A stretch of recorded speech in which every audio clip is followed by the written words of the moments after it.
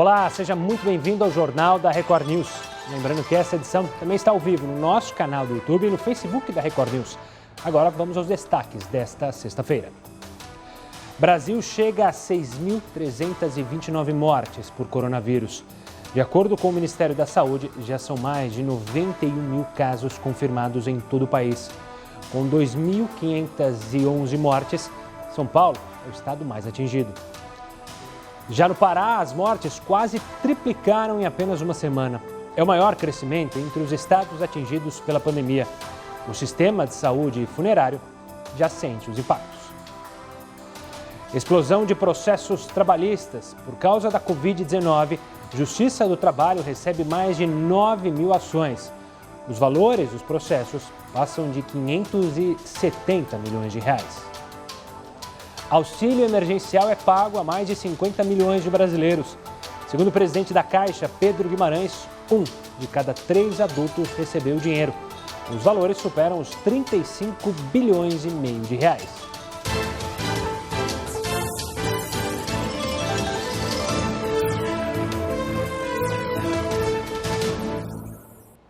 Olha, a gente abre essa edição tentando fazer uma homenagem ao jornalista Nirlando Beirão, que morreu aos 71 anos por complicações causadas pela esclerose lateral amiotrófica, doença conhecida como ELA. Ele foi comentarista do jornal e quem vai poder contar mais um pouco sobre o Nirlando é o Heródoto Barbeiro. Heródoto, obrigado mais uma vez por falar comigo aqui, para a gente debater. Eu conheci pouco o Nirlando pessoalmente, mas tive uma passagem aqui com ele, mas você pode falar mais, não só sobre o jornalista, que todo mundo sabe o quão profissional era, mas um pouco também da pessoa do Nirlando, né, Heródoto? Olha, nós tivemos a oportunidade de ter o Nirlando trabalhando conosco aí durante vários anos, aí ele sentado aí. Aliás, ele era o nosso comentarista de política. Ele vinha 2 vezes por semana no jornal, e alternava com outro jornalista também conhecido, também nosso amigo, que é o Ricardo Corte. E o Nirlando, então, trazia humor nos seus comentários, na sua participação diária conosco, e o pessoal todo se apaixonou pelo Nirlando, ao longo de todo o tempo que ele esteve aí conosco. E não só aí no jornal. Em várias palestras, debates em que o jornal era chamado a participar, lá ia o Nirlando, o Corte, eu e outros convidados. Portanto, para nós foi uma perda enorme o Nirlando. Mas eu acho que, acima de tudo, e nós acompanhamos a doença dele também, porque o Nirlando, inclusive, já com a doença avançada, ele não deixava de vir no jornal. Muitas vezes ele veio de cadeira de roda.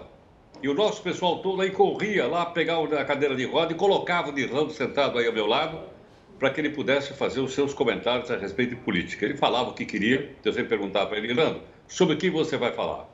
Mas eu acho que o que ele mais gostava mesmo é porque eu fazia uma brincadeira com ele, que eu chamava ele de cavaleiro. Mas por que cavaleiro? Porque o Nirlando, entre tantos prêmios que ele arrecadou na vida, um deles era um prêmio francês. Ele foi nomeado pelo governo da França, ele recebeu uma comenda, uma medalha, chamado Cavaleiro das Artes e das Letras, em francês, Chevalier des Arts et des Lettres. Então eu brincava muito com ele com essa história, chamado de Chevalier, ele gostava muito. Então eu gostaria, em nome de todos nós que participamos do Jornal da Record News, toda a nossa equipe, todo o pessoal que faz um esforço para colocar o nosso jornal no ar, o nosso reconhecimento, a nossa solidariedade com a família toda do Nirlando, e sabemos que nós o guardamos não só no coração, mas na nossa mente também, principalmente eu, a quem tive o Nirlando como um dos meus mestres em jornalismo. Portanto, é isso, Gustavo, né? A nossa homenagem a ele e o nosso conforto à sua família. Claro, meus sentimentos também a você, Heródoto, pela amizade que tinha ao Nirlando e também a família do Nirlando, essa pequena homenagem ao Nirlando, que eu conheci aqui na Record News também, e assim como o Heródoto, é um orgulho para quem inicia a carreira, como é o nosso caso, o meu caso, dos outros jornalistas mais jovens, poder ter contato com pessoas tão profissionais e tão humildes, como é o caso do Heródoto, como é o caso do Couto, que ele mencionou, e do Nirlando, uma escola tremenda. Obrigado, Heródoto. Daqui a pouco você volta aqui para trazer mais notas e comentários no Jornal da Record News. Olha, o governo elevou para 349 bilhões o cálculo do valor que deve ser gasto no combate ao coronavírus. O secretário especial de Fazenda, Valderi Rodrigues, explicou que a quantia pode subir mais ainda após a inclusão de novos beneficiários no programa de ajuda emergencial. A previsão anterior do governo era de 285 bilhões. A despesa aumentou por causa do gasto de quase 16 bilhões de reais com o programa de apoio a micro e pequenas empresas já aprovado no Congresso. Bom, vamos dar uma olhada na quantidade de casos de coronavírus aqui no Brasil. Aqui no Brasil não, no mundo, perdão. Aqui está o estudo da Johns Hopkins, a gente já falou do Brasil e a gente chega então analisando do mundo inteiro. São mais de 3 milhões de casos, os Estados Unidos já ultrapassam 1 milhão de casos em todo o território americano. Na sequência, a gente tem a Itália. O Reino Unido deu uma subida no número de casos, já chegando a 178 mil, seguido de França, Alemanha, Turquia. O que me chama a atenção é o desaparecimento da Espanha aqui. A gente vou até dar uma buscada nisso, porque a Espanha desapareceu aqui. A gente tem 213 mortes no total, e claro, a gente segue acompanhando todos esses números sobre o coronavírus. Mas o número legal que a gente tem que mostrar e valorizar é que mais de 1 milhão de pessoas já se recuperaram do coronavírus, venceram a batalha, de acordo com a Universidade Americana Johns Hopkins. Esse número se refere apenas aos casos da doença confirmada, ou seja, tem muita gente que teve a doença, nem sabe e já se curou, então esse número pode ser ainda bem maior. Em todo o mundo, mais de 3 milhões de pessoas contraíram o vírus e mais de 233 mil morreram por complicações da Covid-19. Voltando aqui para o Brasil, o ex-ministro da Justiça e Segurança Pública, Sérgio Moro, presta depoimento neste sábado na Polícia Federal. Ele vai falar justamente sobre as acusações feitas ao presidente Jair Bolsonaro na última sexta-feira, quando ele anunciou a saída do governo. Moro disse que Bolsonaro tentou interferir na Polícia Federal e em inquéritos relacionados a familiares.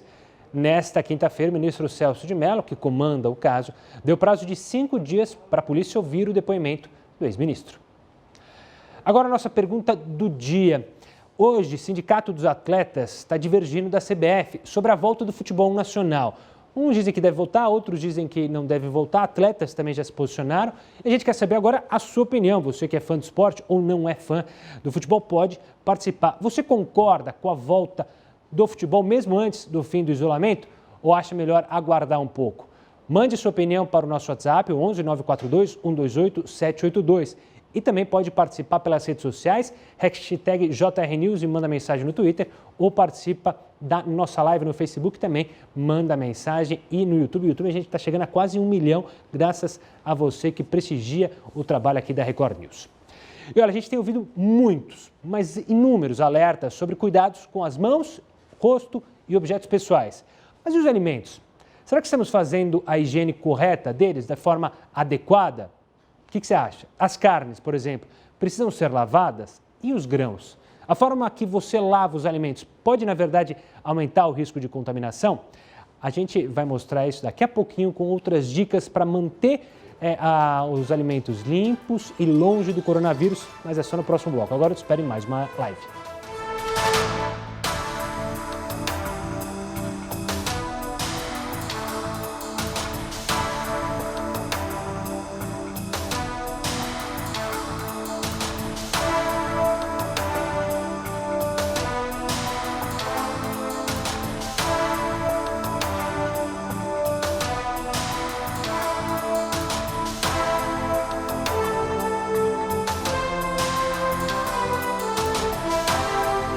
Pessoal que acompanha a gente, opa, baixa aqui.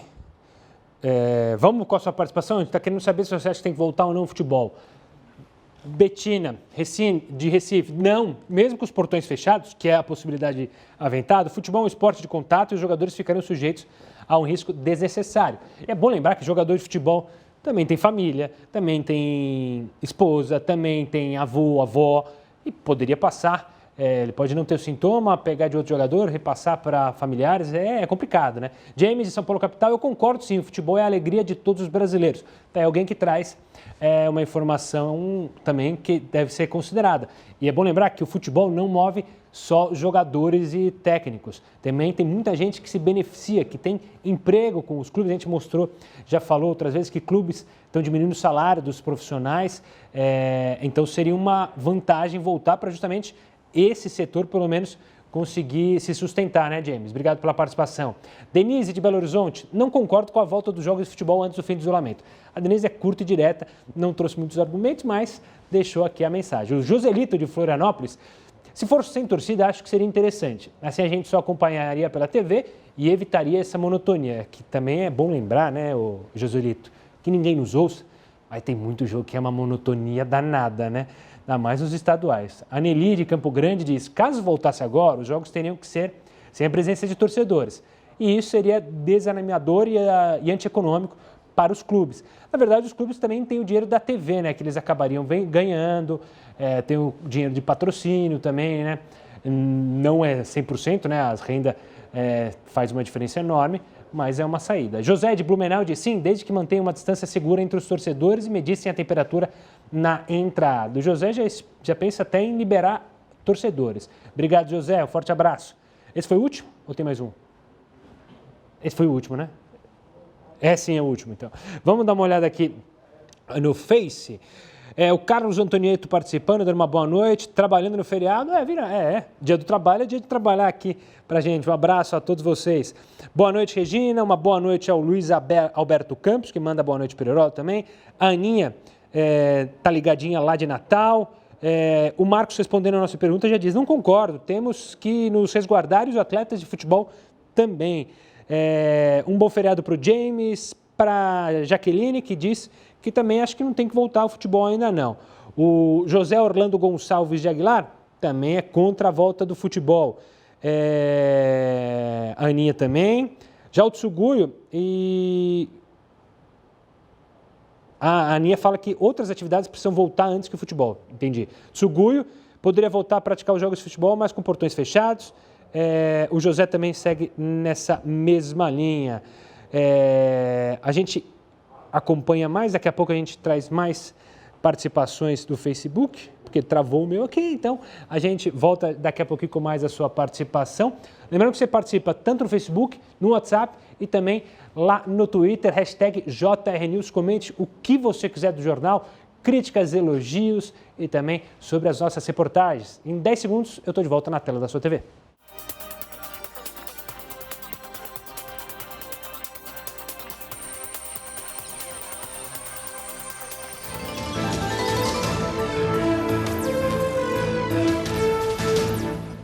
JR News de volta para falar da ocupação dos leitos de UTI para pacientes do coronavírus, que já supera os 70% em pelo menos 6 estados. São eles: Espírito Santo, Pará, Ceará, Amazonas, Pernambuco e Rio de Janeiro. No caso de Pernambuco e no Rio, os leitos já estão com 90% de ocupação. Com o avanço da doença, o país vive agora uma corrida contra o tempo para levantar hospitais de campanha e ampliar o número de vagas para os doentes. E olha, a superlotação dos hospitais em diversos estados, como a gente mostrou, o crescimento do número de mortes no Brasil, fez com que as buscas no Google mudassem um pouco. Só para você ter uma ideia, a palavra UTI foi uma das mais buscadas no mês de abril. Chegou a 7 vezes o volume registrado em março. Os 2 estados que mais buscaram por UTI no grupo foi o Piauí e o Ceará. É bom lembrar que o Ceará enfrenta um cenário de lotação de UTI há cerca de 2 semanas. Ainda relacionado a coronavírus, a gente falou essa semana que foi liberada pela Anvisa a realização dos testes rápidos para o coronavírus nas farmácias. Mas os resultados desses testes não vão servir para a contagem oficial de casos, ou seja, não vai aparecer lá no boletim epidemiológico, por causa da possibilidade de falsos negativos. Será que os testes rápidos, então, vão ajudar de fato ou provocar mais confusão e mais medo nas pessoas? Quem analisa é Álvaro Furtado, infectologista do Hospital das Clínicas e da Faculdade de Medicina da USP. Doutor, obrigado pela participação aqui conosco, um prazer falar com você. Essa questão dos testes rápidos, na sua avaliação, serem liberados nas farmácias, isso é mais um complicador ou pode de fato ajudar no controle da doença? Boa noite. Os testes rápidos, eles vão detectar a presença do anticorpo. Então, o anticorpo demora um pouco a aparecer. Então, o que acontece? Muitas vezes, nós estamos começando a estudar melhor o diagnóstico do novo coronavírus. Então, a gente tem muita dúvida de um teste novo. Quando a gente avalia um teste, a gente vê 2 características. a especificidade e a sensibilidade do teste. Nós ainda temos muitos problemas, mesmo com os melhores testes rápidos, com relação a esses dois marcadores que avaliam a acurácia do exame, ou seja, eu posso ter resultado falso positivo, falso negativo, então é muito interessante e é um fator da gente ficar um pouco preocupado de como a população compra esse teste, a interpretação, obviamente, tem que ser auxiliado por um médico, a conduta a ser dada tem que ser sempre auxiliada por um profissional, então a gente fica com um pouco de receio de qual vai ser a interpretação disso, quem vai estar junto da população para poder interpretar esse resultado. Pelo que eu entendi, doutor, o teste rápido que vai ser vendido em farmácia não é como, por exemplo, um teste de gravidez, que você compra, leva para casa e o faz. É preciso um profissional para fazer o teste. A gente tem capacidade de fazer isso? Pois é, essa é uma grande pergunta, a questão do volume de pessoas que talvez vão procurar as farmácias querendo saber se já teve contato com o vírus, até para tomar uma conduta, porque as pessoas têm, assim, a maior parte dos casos de infecção pelo novo coronavírus são pacientes que têm um quadro leve da doença. Então existe uma grande curiosidade das pessoas que tem lá um quadro de febre, dor no corpo, dor de garganta, nessas últimas semanas, de saber se ela já teve o coronavírus. Então, a gente tem um pouco de medo das pessoas irem atrás desses testes nas farmácias e basear uma conduta num teste que, se vier negativo ou vier positivo, dependendo da metodologia do teste que for, vai significar muito pouco com relação a tomar uma conduta no dia a dia. Então, tem toda essa problemática desses testes. Lembrar, nós temos uma doença de 4 meses, muitos testes não são validados, claro que esse do Ministério, esse que vai para as farmácias, tem validação, mas carece de marcadores de acurácia melhores ainda, para a gente ter uma conduta mais assertiva quando a gente vê um resultado desse exame. Ou seja, pelo que eu entendi, na sua avaliação, a gente corre o risco, por exemplo, de pessoas irem até a farmácia, fazerem o teste, aí deu negativo, e circularem pela cidade como se tivesse aquele passaporte de eu não tenho coronavírus, mas possivelmente ter o coronavírus, porque justamente ele tem o caso de falso negativo, ou seja, a gente pode fazer que as pessoas circulem ainda mais na cidade e aumente o número de casos? Olha, você pontuou muito bem a questão. A própria OMS essa semana teve uma nota técnica que foi disponibilizada a respeito de não existir passaporte de imunidade. Mesmo as pessoas que tiveram mesmo o coronavírus confirmado, o teste laboratorial, a gente não pode afirmar com certeza que essas pessoas estão totalmente protegidas de uma segunda infecção. Então, olha só, a gente está num momento falando para a população de higienizar a mão, de respeitar a restrição à circulação, de ter mesmo envolvimento, usar as máscaras de tecido de pano. Aí a gente pode vir com uma ferramenta que pode vir a atrapalhar essa decisão, essa recomendação da população, para a população. Então, obviamente, os testes são importantes para a gente mensurar a dimensão da epidemia, sim, para a gente construir planejamento estratégico, sim, mas se ele não tem uma validação, se ele não é um exame específico e sensível, muitas vezes essa decisão não vai ser uma decisão acertada, como, por exemplo, voltar ao trabalho. Eu tenho um teste positivo, eu posso voltar à atividade de trabalho? Não sei, depende da sensibilidade, da especificidade do teste. Então, tem que ter um profissional para avaliar e ter um tom de criticidade na hora de dar uma conduta para esse paciente. Doutor Álvaro, obrigado pela participação aqui conosco, falando sobre esses testes. Até uma próxima e sucesso aí, parabéns. Sempre gosto, quando falo com vocês, médicos que estão na linha de frente, agradecer pelo trabalho que vocês têm feito, têm ajudado nesta guerra. Um forte abraço e até uma próxima, doutor. Muito obrigado. Olha, a gente tem ouvido muito alerta sobre os cuidados com as mãos, né? O doutor falou com o rosto, com objetos pessoais, de passar sempre álcool em gel. Mas e os alimentos? Será que a gente está fazendo a higiene deles da maneira correta? Existem alguns hábitos que podem, na verdade, aumentar o risco de contaminação. Você vê agora na reportagem. O hábito de lavar carnes pode ser um vilão para quem quer ficar longe de contaminações. Quando algum tipo de carne é colocada embaixo d'água, as bactérias são espalhadas e a situação pode ficar ainda pior, porque a pia também já tem micro-organismos. Mesmo assim, as carnes precisam ser limpas. O jeito mais adequado de fazer isso, com frango, por exemplo, é levar ao fogo. Isso porque as altas temperaturas são capazes de dar fim às bactérias. A carne vermelha também deve ser levada ao fogo em uma temperatura de no mínimo 63 graus, já que a lavagem não consegue tirar bactérias e ainda por cima faz a carne perder nutrientes e altera o sabor. A mesma regra vale para os peixes. É importante deixar claro que a lavagem é completamente dispensável, porque antes de chegar à sua casa, as carnes passam por muitos processos que eliminam bactérias e impurezas. A melhor forma de proteger o alimento após a compra é retirar da embalagem, colocar em outro recipiente e guardar na geladeira. Grãos também não precisam ser lavados. Esses produtos são peneirados e limpos antes da venda. A mesma regra se aplica aos cogumelos. A estrutura do cogumelo pode ser modificada ao ficar encharcada e, dessa forma, o alimento fica impróprio para o consumo. Então, faça a limpeza com um pano úmido. Ao contrário dos alimentos que você viu até agora, as folhas e frutas precisam ser lavadas. O indicado é deixar os itens de molho por 10 minutos e usar água sanitária ou produtos à base de hipoclorito. Uma colher de sopa de água sanitária já basta para 2 litros de água. E é bom lembrar que esses itens de limpeza não podem ser deixados de lado, porque apenas água não é o suficiente para eliminar vírus e bactérias. E olha, é cada vez mais comum ver pessoas usando máscaras, né? No transporte público de São Paulo, o uso passa a ser obrigatório já a partir de segunda-feira. É o que você vê daqui a pouquinho aqui no Jornal da Record News. Te espero agora em mais uma live do Jornal.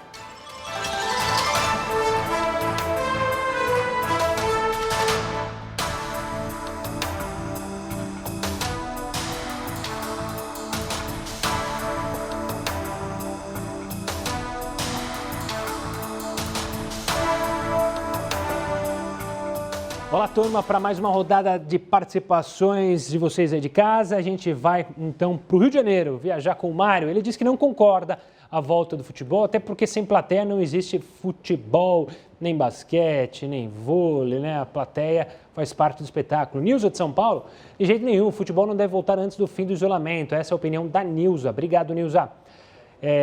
Joacir de Recife diz sim, é só fazer teste rápido nos atletas e jogar de portões fechados. As transmissões diminuiriam e o tédio... as transmissões diminuiriam o tédio da quarentena, entendi. Valeu, Joacir, tá aí. Pelo menos assistir o seu esporte, ele de Recife, Náutico, qual é o time do Joacir, será? O Zé de Curitiba diz sim, como eles são atletas, se pegarem o coronavírus, será muito leve. É naquelas, tem um jogador argentino, não sei se vocês conhecem, que é o Dybala, que joga na Juventus, que ele já está há um mês batalhando contra o coronavírus. Ele fez lives contando que tinha passado muito mal, sofreu bastante e o problema é que o coronavírus não deixa o corpo dele, entre aspas, porque ele ainda faz os testes e ainda aparece uma carga viral, pequena, mas ainda aparece. Humberto, de Salvador, de jeito nenhum, o futebol nunca foi e nunca será uma atividade essencial. É como diria o outro, né? O futebol é a coisa mais importante das menos importantes. Obrigado pela participação. Agora a gente vai até Porto Velho. Inácio, sou contra. Mesmo sem torcedores, o esporte é de contato e pode ser uma vez de transmissão para os atletas. Obrigado, Inácio, pela participação. Um forte abraço para Porto Velho. Vamos dar uma olhada no Face. Aqui a sua participação também na nossa live no Facebook. O Luiz Antônio, ele manda... Uma boa noite. Sabedor que sou, a liberação dos esportes, principalmente futebol, qual seria o motivo de distração para os confinados? A maioria deles são esportes de contato. Isso ia expor os atletas ao contágio, os familiares e demais envolvidos. Mesmo com portões fechados, penso que as autoridades devem aguardar um pouco mais antes de liberarem as práticas esportivas. É a opinião do Luiz Alberto Campos de São José. Mandou a mensagem com a cidade e a São José em Santa Catarina. O James perguntando onde eu me vejo daqui a 10 anos? Ixi! Muito difícil, hein, José? Vou pensar em onde eu te respondo. Marcos Abril, lá de Cumbuco, mandando um abraço para mim e para o Herota, um forte abraço.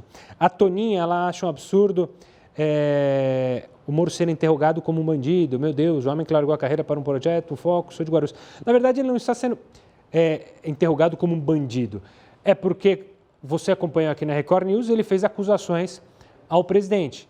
E foi aberto, então, uma investigação lá pelo Supremo, a Procuradoria-Geral da República mandou o parecer, e aí eles vão tentar entender as acusações que Sérgio Moro fez, e a gente vai ter um processo, enfim, uma investigação para entender, mas não que ele esteja tratado como bandido, apesar de que, se ele fez afirmações mentirosas para o presidente, ele está cometendo, aí sim, um crime. Tá bom, Toninha? Um forte abraço para você. Claro que a gente vai acompanhar tudo isso e qualquer novidade sobre esse tema, você vai ver aqui ou no Jornal da Record News, ou no Link News, ou em toda a programação da Record News. Em 10 segundos eu estou de volta na tela da sua TV.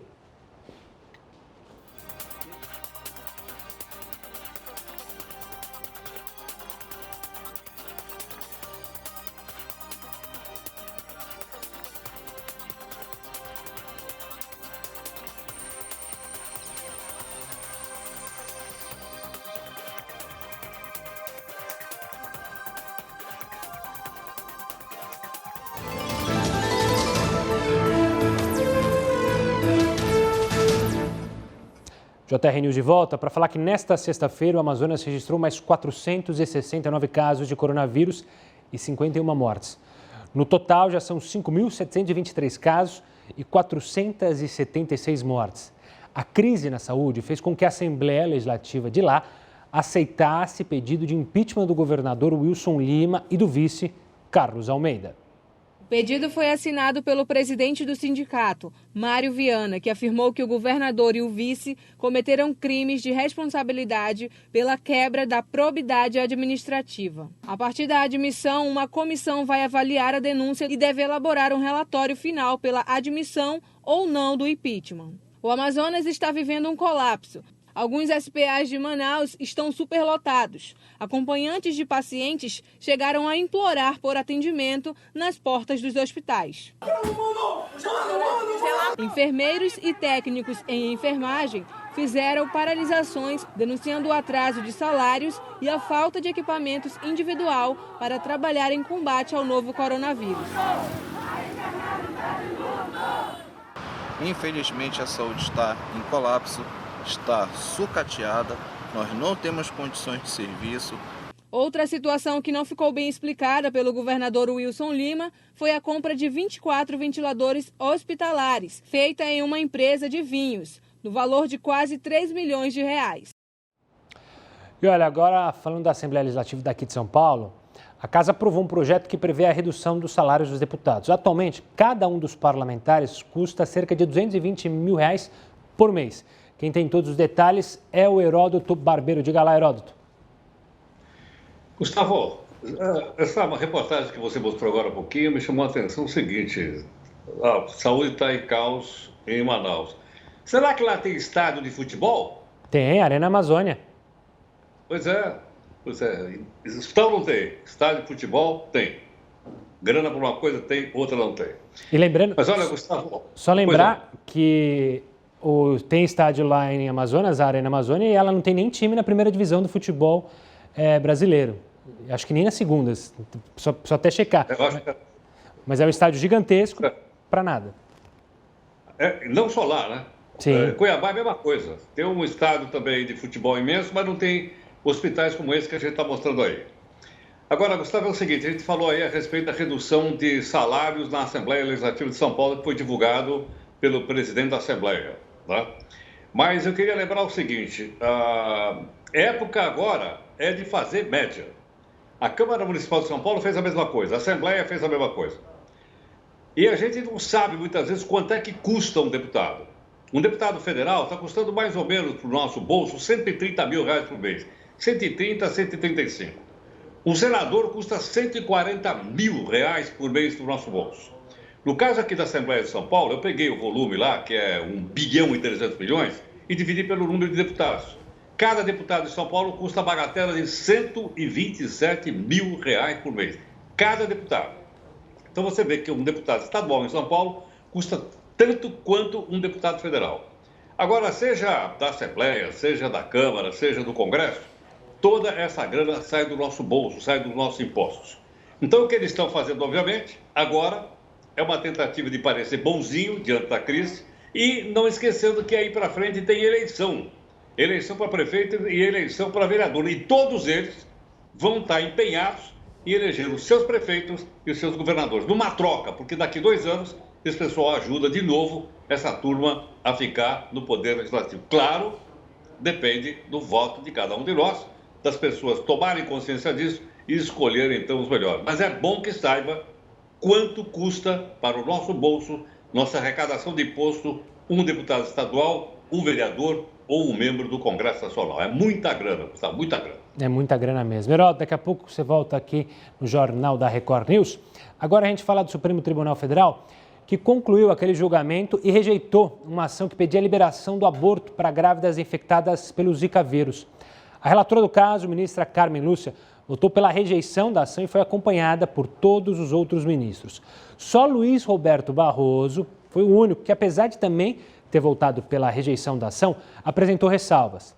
O pedido analisado pelo plenário virtual foi apresentado pela Associação Nacional de Defensores Públicos em 2016, quando houve aquela explosão do aumento da doença no Brasil e que foi descoberto que uma mulher infectada com o Zika poderia passar para a criança e a criança nascer com microcefalia. Então, é a decisão do Supremo Tribunal Federal. Durou alguns dias esse julgamento, mas agora o resultado final. Vamos falar das máscaras, porque o uso de máscaras passa a ser obrigatório agora no transporte público de São Paulo. Veja só. A obrigatoriedade do uso vai começar na próxima segunda-feira. O governo do estado e a prefeitura da cidade de São Paulo editaram decretos com essas regras.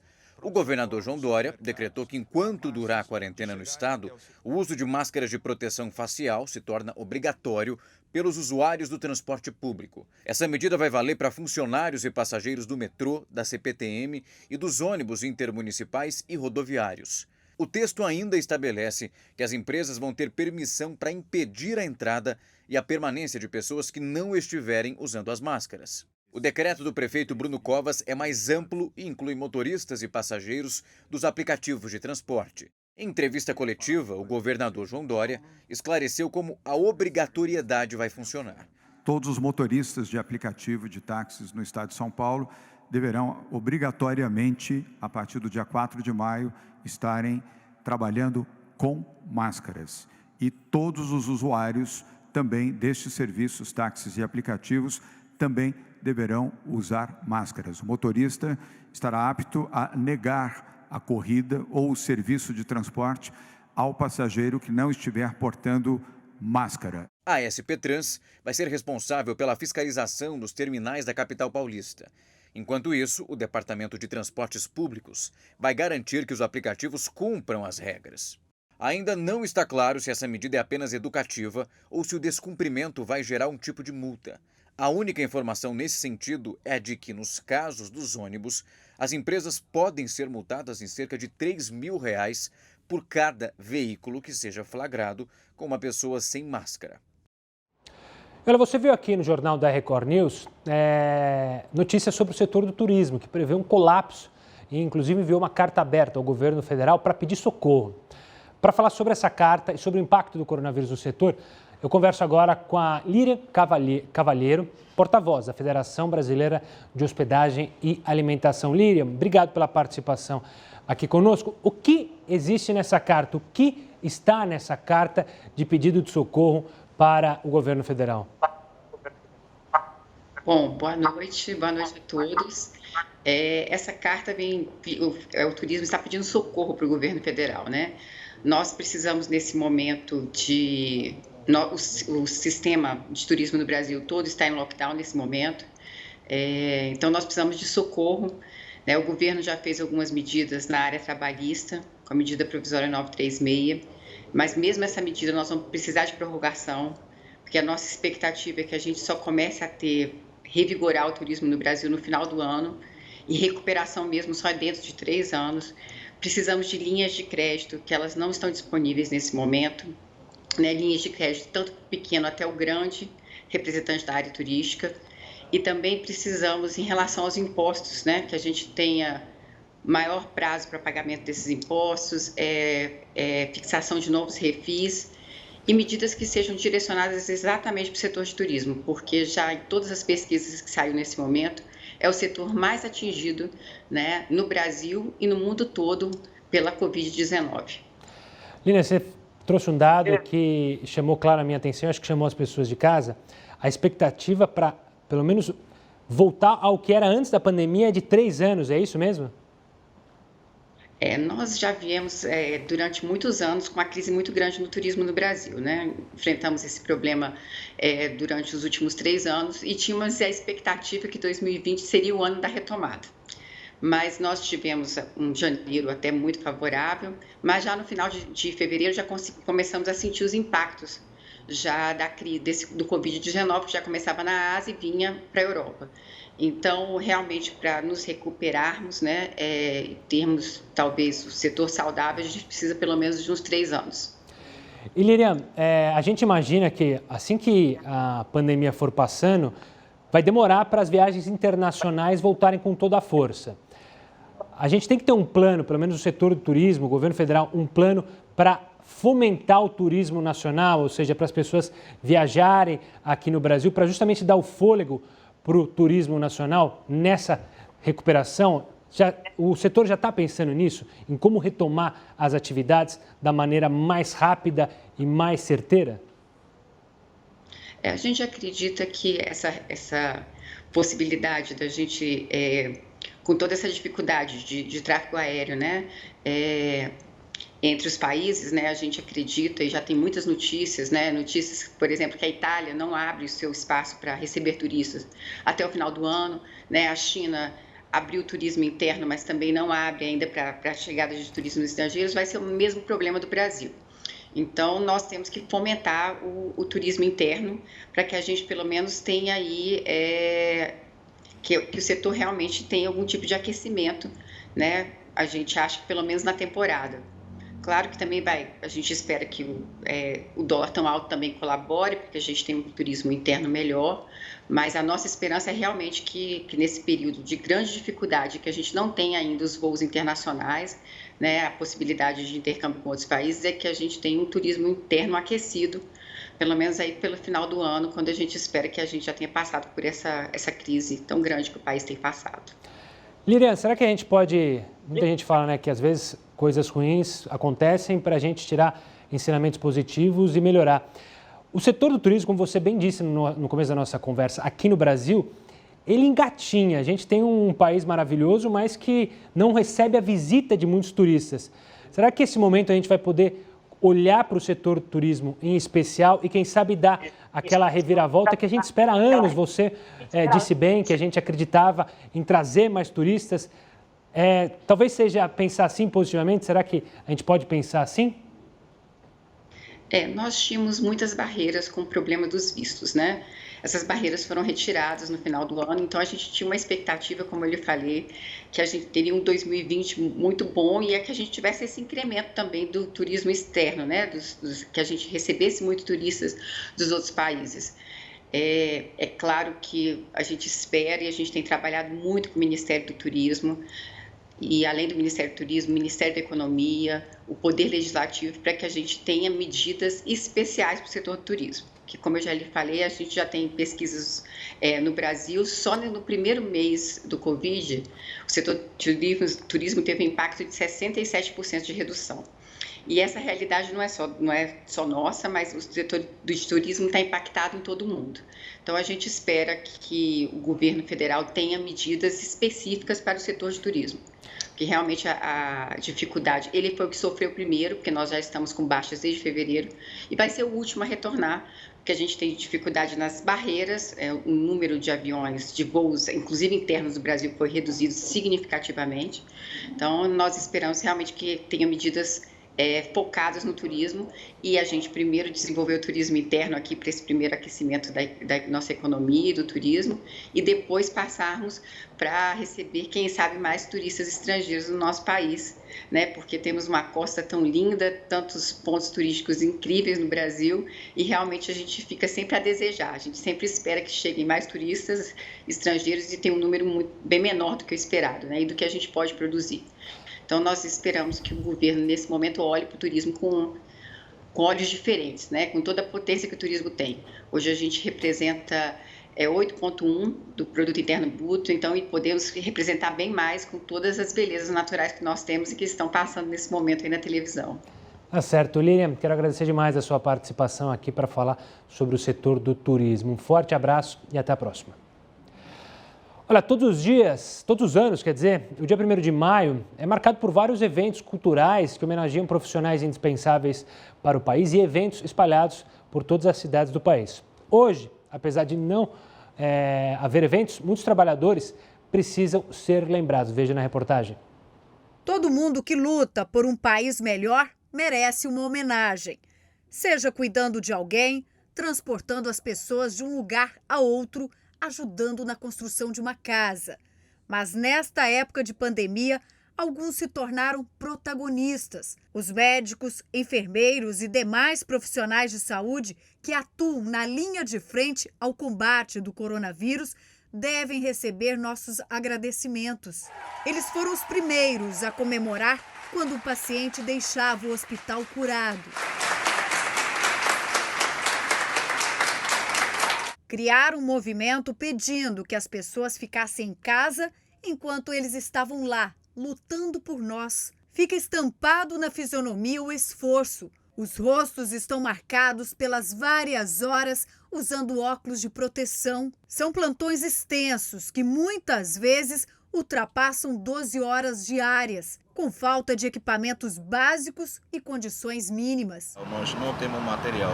Infelizmente a saúde está em colapso, está sucateada, nós não temos condições de serviço. Mas sem perder a esperança.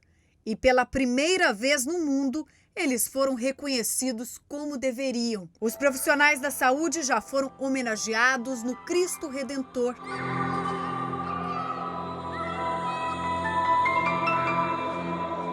Agradecidos por quem deixou o hospital.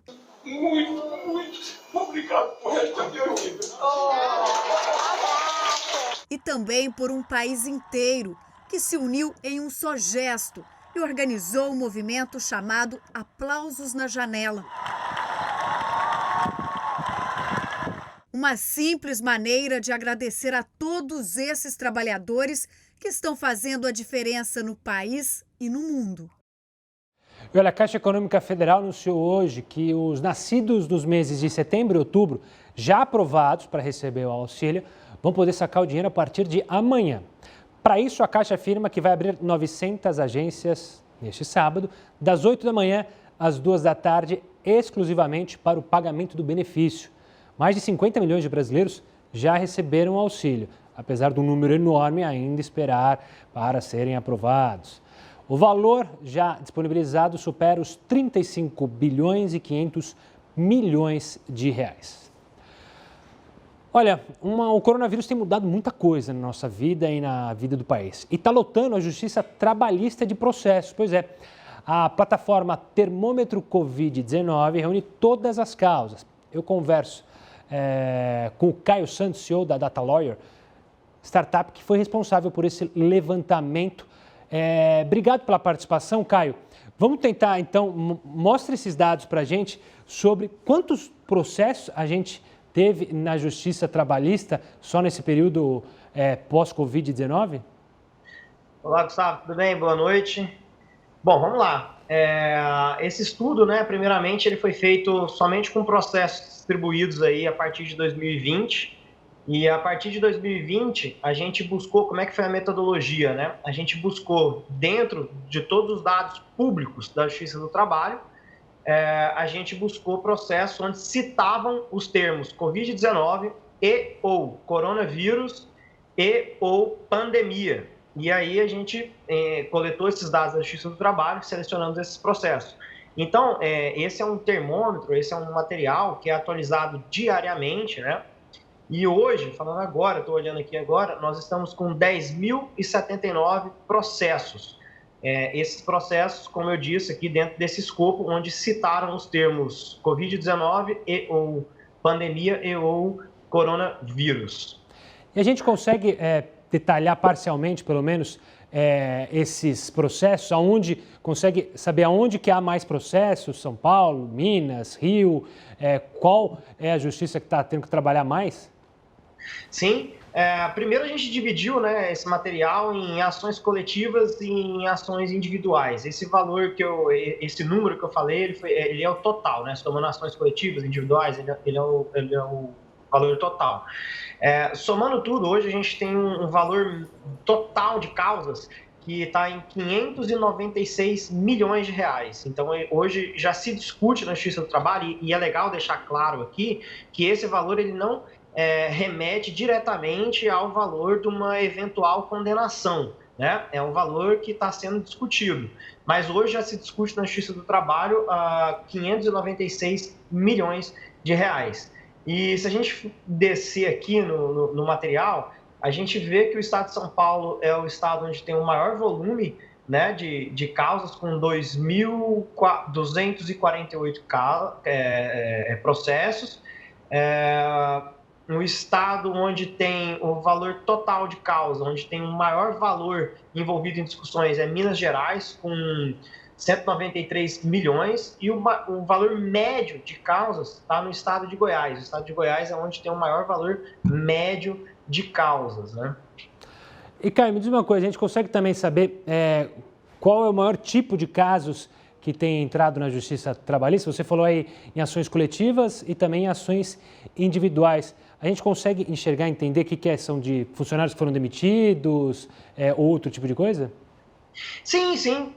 O que é interessante deixar claro assim, nessa pesquisa, além que a pesquisa foi feita somente em cima de dados públicos, né, dados onde a gente tem esses acessos, né, é legal deixar claro também que a gente formou esse escopo onde foram citados aqueles termos que eu citei no início. Então, o que a gente consegue analisar hoje aqui é em cima do assunto cadastrado, né? E o assunto cadastrado teve uma regulamentação do CNJ, recentemente, onde ele colocou uma classe do Covid-19, que a intenção é centralizar todos os processos, independente da Justiça do Trabalho, se é Justiça Comum, processos onde se tratam ali do assunto do Covid-19, né? E aí, só que essa determinação ela é super recente, né? E o nosso trabalho, como a gente analisou as peças públicas e as peças iniciais, a gente conseguiu ter uma análise um pouco mais ampla. Então, a gente analisou não somente esses processos, nós analisamos eles também, mas nós analisamos processos onde também foram citados o termo dentro das peças iniciais. Então, trazendo aqui para o assunto, primeiro, o assunto onde mais está tendo demanda na Justiça do Trabalho é o assunto cadastrado no PJE de Covid-19, em segundo lugar, aviso prévio, em terceiro lugar, acordo, em quarto lugar, multa de 40% do FGTS, e em quinto lugar, levantamento e liberação. Todos esses assuntos são assuntos cadastrados no PJE, que é o sistema eletrônico onde tramitam aí os processos na Justiça do Trabalho em todos os TRTs aí do Brasil. Caio, eu quero agradecer demais a sua participação aqui no JR News e parabenizar também pelo trabalho que vocês fizeram. Um forte abraço e até uma próxima, Caio. Olha, nesse período de isolamento, o aumento do uso do delivery de comida faz aumentar também o uso de utensílios e embalagens de plástico. Pois é, apesar de barato e prático para o dia a dia, o uso exagerado do plástico provoca muitos estragos. O microplástico, então, nem se fala. O material pode atingir o nosso organismo e causar sérias doenças. Olhando assim, eles parecem inofensivos. Só que esses milímetros do tamanho de grãos de areia são chamados de microplásticos e podem fazer um estrago, tanto nos oceanos quanto no nosso organismo. Entre 2% e 5% de todo o plástico produzido por ano acaba nos mares. Isso por conta do descarte. Existe até uma ilha de plástico no Pacífico, já pensou nisso? E aí todo esse material acaba se deteriorando em partículas cada vez menores. O mais triste é que são consumidos por animais marinhos e na cadeia alimentar. E, consequentemente, esses plásticos vêm para o nosso organismo. Diversas pesquisas já detectaram quantidades significativas do material em atum, lagosta e no camarão. Outra maneira do plástico chegar até nós é por meio dos produtos industrializados, como embalagens, por exemplo. O alimento pode ser contaminado. E tem mais. Vários fabricantes nem se importam e colocam os microplásticos em itens que nós usamos no dia a dia. Você já deve ter reparado que algumas pastas de dentes possuem pequenos pontos azuis. São bolinhas de plástico que auxiliam na escovação e na limpeza dos dentes. Mais tarde, essas bolinhas provavelmente vão parar no mar. Elas também estão presentes em esfoliantes ou nos sabonetes líquidos. Um estudo austríaco comprova que as pessoas podem estar cheias desses minúsculos pedaços de plástico, o que pode afetar a saúde. Esses materiais têm a capacidade de interferir na resposta imunológica do intestino. Mas não só nós que sofremos com o microplástico. Nos animais, essas partículas são capazes de entrar na corrente sanguínea e pode atingir até o fígado dos bichinhos. Os microplásticos são verdadeiros vilões. É bom lembrar que a gente também falou bastante sobre descarte, descarte regular das máscaras que muita gente está usando, de luvas. Então é importante a gente ter essa consciência sobre o mal que a gente pode fazer para o meio ambiente e também para a nossa saúde. E olha, algumas cidades do Rio endureceram as medidas de entrada e saída de moradores para combater o coronavírus. A decisão afetou principalmente as pessoas que não estavam na cidade, que moravam na época em que a medida foi tomada. Uma família de Paraty, por exemplo, teve que recorrer à justiça para poder voltar para casa. De acordo com o juiz que analisou o caso, a cidade extrapolou na decisão e afirmou que nenhuma cidade pode se tornar uma espécie de ilha isolada e inacessível. Nenhuma cidade aqui no Brasil, mas tem um lugar que é bem inacessível que a gente vai falar agora, que é a Coreia do Norte. Depois de 20 dias sem aparecer de vários boatos sobre a sua saúde, o ditador da Coreia do Norte, Kim Jong-un, teria, porque, como a gente fala, a situação lá na Coreia do Norte é muito restrita, então as informações são muito poucas e pouco confiáveis. Mas ele teria reaparecido. A informação é da agência estatal de lá, KCNA. O líder norte-coreano teria participado da inauguração de uma fábrica de fertilizantes. Essa, então, pode ser a primeira aparição pública de Kim desde 11 de abril. A gente usa aí o teria porque a gente não sabe se essa foto, de fato, é de dias atuais ou se isso foi de meses atrás. Como a gente diz, a informação vinda da Coreia do Norte é muito complicada. Voltando ao Brasil, o ato em comemoração ao Dia do Trabalho foi um pouco diferente esse ano, né? A tradicional manifestação nas ruas foi substituída por uma live das centrais sindicais. A transmissão teve vários shows, inclusive do ex-vocalista baixista do Pink Floyd, Roger Waters. É bom que na última vez que ele esteve aqui no Brasil, deu uma confusão com o Roger Waters, né? Quem foi no show sabe do que eu estou falando. Os discursos não ficaram de fora, é claro. Os ex-presidentes Lula, Fernando Henrique, além dos ex-presidenciáveis Marina Silva, Ciro Gomes, mandaram vídeos em apoio aos trabalhadores. Olha, falando sobre trabalho, você sabe qual é o motivo da data ser comemorada hoje? O Heródoto explica para a gente no próximo bloco.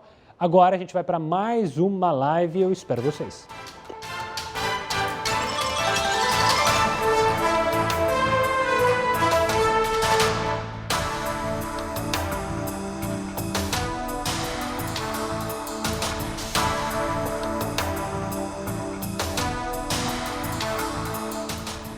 Olá, estamos de volta com a participação de você, aí de casa. Aqui, ó, já está na tela. A Neide de Santos diz: concordo com a volta do futebol. Será que ela é santista ou corintiana? Desde que a indústria do comércio volte também. E ó, vou te fazer jus, é santista, corintiana, palmeirense, São Paulina. Para que time que ela torce aqui no estado? Vamos lá pela participação agora de Blumenau em Santa Catarina. O Jacques, concordo 50%. Metade, está em cima do muro. Penso que deveriam voltar com o final do isolamento, mas como já liberaram outros setores, eles também podem voltar. Blumenau, que é bom lembrar, liberou o shopping, um exemplo que a gente já mostrou aqui, o comércio já começa a funcionar lá em Santa Catarina. A Silvia de Caxias do Sul, acho que ainda muito cedo, futebol é um esporte de bastante contato físico. Obrigado pela participação, Silvia. Quem que a gente fala agora? Paulo, do Rio de Janeiro. Não concordo com a volta das atividades futebolísticas. Vai piorar ainda mais a contaminação, pelo menos essa é a visão do Paulo. Gunnar, de Balneário Barra do Sul. Não, mesmo que não haja plateia, o jogo em si já acarreta a aglomeração dos jogadores. Tá aí, obrigado pela participação. Valdec, de Olinda. Não concordo. Se os brasileiros não podem voltar ao trabalho, os atletas também não devem voltar. Tá aí a participação. Vamos para o Face? Vou abrir aqui enquanto vocês falam com a gente, enquanto vocês mandam mensagem aqui. Ó, a Elza fala uma coisa que é uma verdade absoluta. O turismo no Brasil é muito caro. Às vezes tem pacotes mais baratos para o exterior. Pois é, às vezes você pode ir para os Estados Unidos, para a Europa, gastando menos do que ir para o Nordeste brasileiro. Aí complica, né? Jornal da Record era meu favorito, mas não dá mais. Ah, tá bom, Edeci. Por quê? Não fique brava. Não fique bravo, Delci. Ruth Kutrovski diz, vai... já está brigando com a Delci. Não briguem, gente. Fiquem em paz. Luiz Alberto Campos, participando também. James Vitório, se eu sou a favor ou contra a volta do futebol brasileiro, olha, eu sou a favor de muita certeza e não tomar medidas que possam ser voltadas atrás. Então, talvez aguardar mais um pouco, entender a situação, principalmente aqui em São Paulo, que a gente tem casos enormes. Então, imagina voltar ao Campeonato Estadual agora. Calma, vamos sem pressa. Como eu disse mais cedo, futebol é a coisa mais importante das menos importantes. E tem muita gente precisando trabalhar, por exemplo, no comércio. A gente tem que olhar mais para eles. Daqui a pouco a gente volta na tela da sua TV.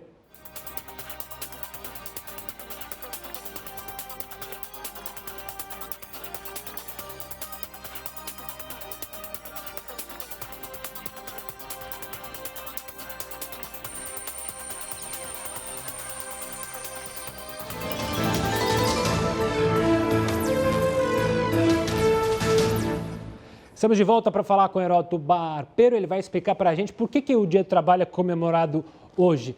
Nos dê mais uma aula, professor. Olha, Gustavo, é Dia do Trabalho ou Dia do Trabalhador? Ah, me pegou. É dia do Senna também, né? Hoje é dia de lembrar o Senna também, que o Senna, infelizmente, nos deixou lá em 94 também no Dia do Trabalho. Ou trabalhador, qual que é? Ele nasceu como Dia do Trabalhador. E não foi o Vargas, não. Foi o que antecedeu. Foi o Arthur Bernardes que criou. O Vargas é que transformou o Dia do Trabalhador em Dia do Trabalho. Por quê? Porque aí ele cooptou todos os sindicatos para ele e os sindicatos então ficaram atrelados ao governo desde o Vargas praticamente até os dias atuais. É verdade que esse ano não teve aquela festa com atores, celebridades, distribuição de carro, distribuição de brindes, etc, etc, etc, né? A coisa não aconteceu por aí. Foi por causa do coronavírus? Não acredito, Gustavo. Eu acho que foi porque acabou o chamado imposto sindical. Sem imposto sindical, toda essa festa que você está mostrando aí não é mais possível. Portanto, ficou apenas uma live entre algumas centrais sindicais e alguns entrevistados. Uns apareceram, outros não. Olha onde foi parar o Dia do Trabalho do Vargas. Tá aí. Heródoto, obrigado pela participação. Um bom descanso nesse final de semana, um bom finalzinho de feriado e até segunda-feira. Olha, o Jornal da Record News chegou ao fim, mas continue aí, porque agora você fica com Eduardo Ribeiro no Coronavírus Plantão. Ele vai contar para você as últimas notícias sobre a pandemia. Uma boa noite a todos e até segunda-feira.